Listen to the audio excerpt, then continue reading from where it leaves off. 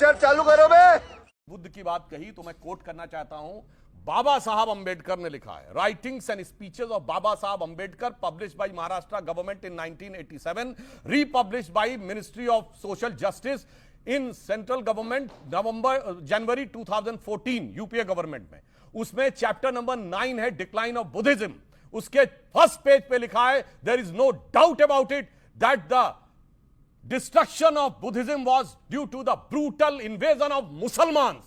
कोई if and but नहीं है। और जो इन्होंने कहा कि बौद्ध धर्म के साथ क्या हुआ, तो ये बाबा साहब ने लिखा है कि आप कहते हैं ना, इस्लाम में कहा जाता है मूर्ति पूजा मतलब बुत परस्त, मूर्ति भंजक मतलब बुत शिकन। बाबा साहब ने लिखा है कि जब वहां से इस्लाम निकला तो आज का जो Syria, Iraq, Afghanistan, Kazakhstan, Kyrgyzstan, सब जगह भगवान बुद्ध की मूर्तियां थी और उनके लिए मूर्ति का मतलब बुद्ध हो गया। ये बुद्ध शब्द का अपभ्रंश है। ये बाबा साहब अंबेडकर ने अपनी किताब में लिखा हुआ है, इसलिए कोई इफ एंड बट नहीं रह जाता। और आज सुनिए, बाकी छोड़ दीजिए। भगवान बुद्ध की अभी सबसे बड़ी मूर्ति थी, दुनिया की सबसे बड़ी प्रतिमा 2001 अफगानिस्तान में बामियान में किसी को परेशान कर रही थी क्या? तोप लगा के किसने उड़ाया? जालिमों ने, तालिबान ने या हिंदुओं ने? यही मैं कह रहा हूं इतिहास। और सुनो, गलत 2013 में बोध गया मंदिर में ब्लास्ट किसने करने की कोशिश की? कट्टरपंथी मुसलमानों ने या हिंदुओं ने? और अगर समय रहते तू समझा?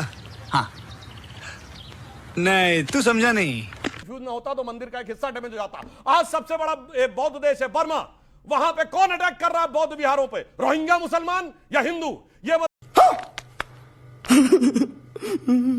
बताइए, श्रीलंका में बौद्ध विहारों पे कौन अटैक कर रहा है? इसलिए मैं कह रहा हूं भाई, इतिहास भी झूठा। अरे वर्तमान तो देख लो, उसके बाद जवाब देने की कोशिश करो। मगर क्या बताएं, ये लोग ऐसा फर्जीफिकेशन देखिए, लड़ाने की कैसी बढ़िया कोशिश करते हैं कि किस प्रकार से आपस में। ठीक है, ओके प्रोफेसर आरिफ, अब आपका वक्त है 1 मिनट। मैं टाइमर लगा रहा था 1 मिनट। 711 में भारत के अंदर मोहम्मद बिन कासिम सिंध और मुल्तान में 711 से लेकर 713 तक का हम हमला मानते हैं। उसके बाद हम बड़ा हमला मानते हैं हिंदुस्तान के अंदर मुसलमानों का। मैं मुसलमान शब्द यूज कर रहा हूं और मैं जालिम समझता हूं जो लूट कर लेकर गया। मैं महमूद गजनवी की बात कर रहा हूं 1000 में। और उसके बाद नहीं, अभी और सुनिए।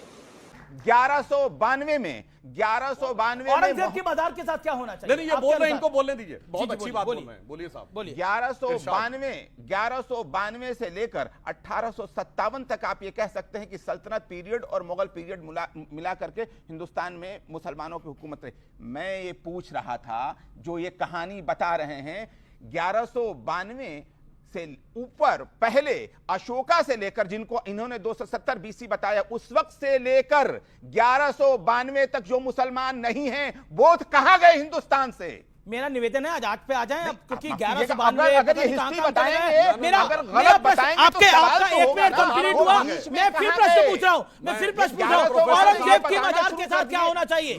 औरंगजेब की मजार के साथ क्या होना चाहिए? आपका जवाब दे दूं, एक जवाब दे दूं।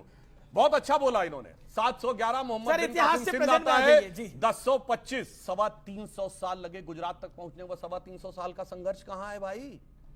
1025 सोमनाथ और 1192 दिल्ली, वो 250 साल लगे दिल्ली पहुंचने में। मैं तो बुद्धों की बात कर रहा हूं। और सुनिए, 1192 से 1527 में जाके वो अयोध्या तोड़ पाता है। 350 साल का संघर्ष कहां है?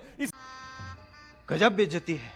मैं कहना चाहता हूं, सिर्फ हमें पराजय का इतिहास पढ़ाया गया है, हमें विजय का इतिहास नहीं पढ़ाया गया है। वरना मैं आपको बताना चाहता हूं, और सुनिए, और मैं बताना चाहता हूं, वो इस्लाम का कारवां जो निकला अरब से, मोहम्मद साहब के जाने के 50 साल के अंदर उसने पूरी दुनिया कैप्चर कर लिया। मगर हिंदुस्तान में क्या हुआ, ये अल्ताफ हुसैन हाली का कोट करके बोल रहा हूं, वो दीने हिजाजी का बेबाक बेड़ा, निशा जिसका अक्साए आलम में पहुंचा, न दीना में अटका न मंजिम में टटका, मुहाजिर हुआ कोई इंसान है जिसका, किए पे सिपर जिसने 7 समंदर, वो डूबा दहाने में गंगा के आकर।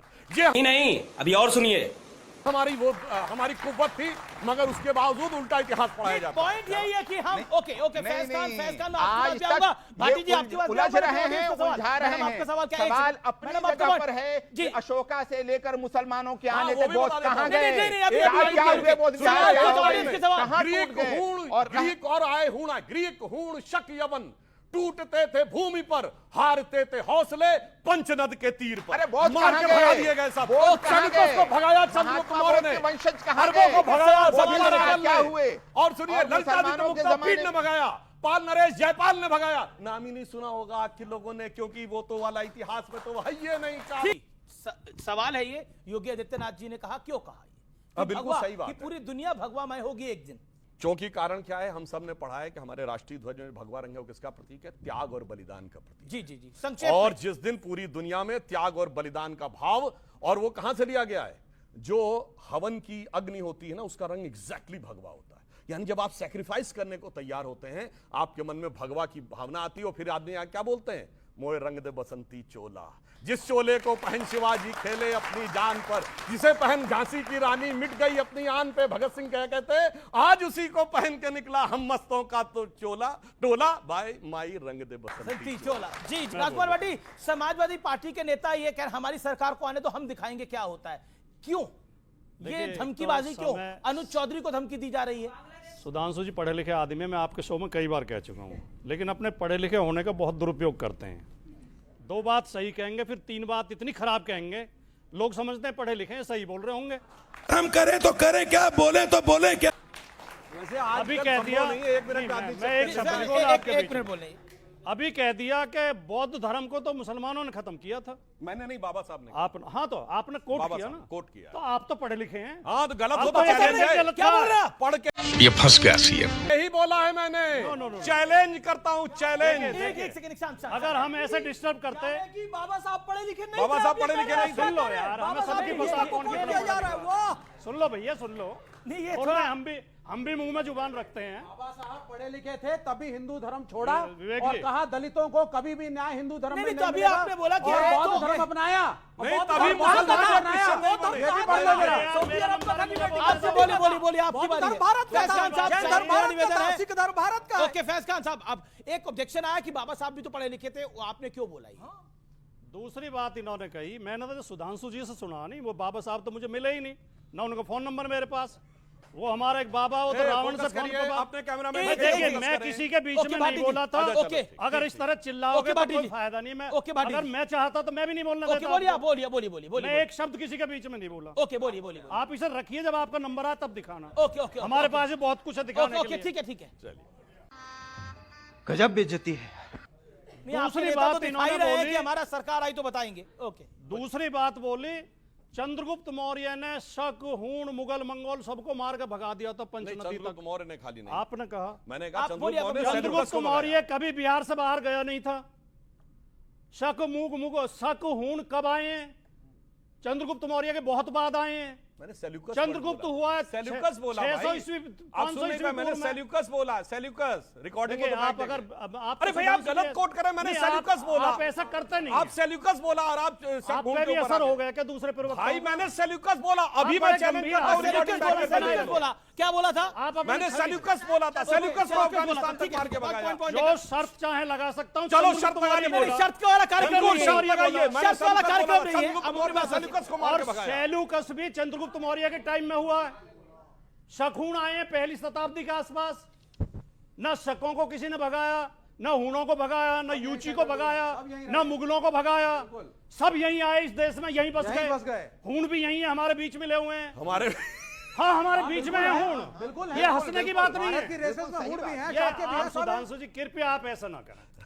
आपकी इस देश में एक छवि है, नहीं, ठीक है, वो हम हूण हमारे बीच में है।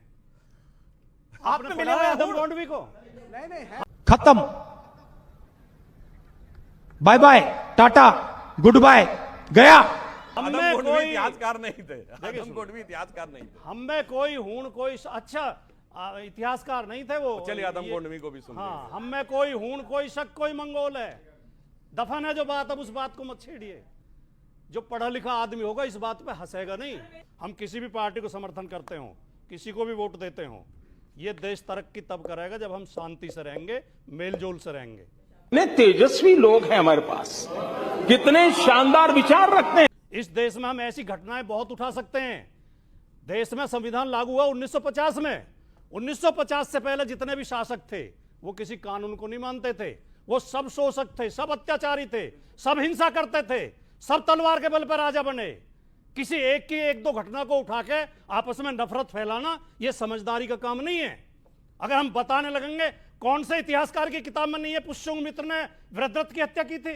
किसी भी इतिहासकार की उठा लें, कौन से इतिहासकार की किताब में नहीं है कि बिंबिसार की हत्या अजातशत्रु ने की थी? मतलब आप कह रहे हैं कि औरंगजेब को फिर वही बात आप औरंगजेब पे ले जाओगे। बिल्कुल लेके रहा हूं, औरंगजेब का आपके नेता ने बोली बिल्कुल लेके रहा हूं। औरंगजेब आप कह रहे हैं कि औरंगजेब को बाकी राजाओं से कंपेयर करते हैं। औरंगजेब की कब्र को बाकी राजाओं के साथ औरंगजेब की कब्र को उठाओ, समुद्र में फेंक दो। मुझे क्या मतलब? मैं उसका वकील नहीं हूँ। मोदी है तो मुमकिन मैं उसका है, वकील नहीं हूँ। मोदी है तो मुमकिन है। हाँ, मोदी है तो मुमकिन है। ये समाजवादी पार्टी का ऑफिशियल स्टैंड है, औरंगजेब की कब्र को उठाएं और समंदर में फेंक दें। उठाओ, फेंको, फेंक दे, पक्का। मैं भी साथ चलूंगा, मैं भी साथ चलूंगा। फेंको और इनसे कहो कुदाल लेकर।